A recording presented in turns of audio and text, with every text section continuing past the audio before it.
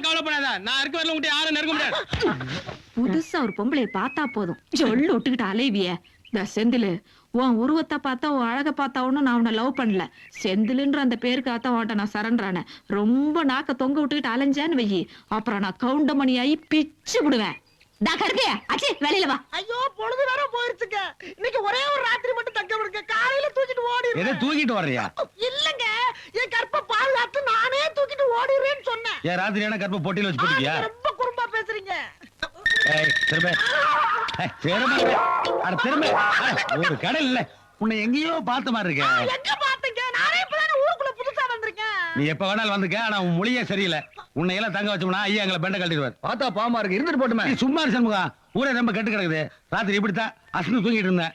எவனோ ஒரு திருட்டு ராஸ்கல் அயோக்கிய பையன் முடிச்ச வைக்கி மொல்ல மாறி என் பரம்பரை பொட்டி திருடிட்டு போயிட்டாப்பா. அந்த பொட்டி வா, அவன் மட்டும் என் கையில கிடைச்சான். என்ன ஏங்க பிடிக்கிறீங்க? என்ன மாதிரி அனாதை பொண்ணுகளை இந்த சமுதாயம் எப்படி கேவலப்படுத்துன்னு பாத்தீங்களா? அது ஒண்ணும் கேவலம் இல்ல. முதல்ல எடுத்து காலி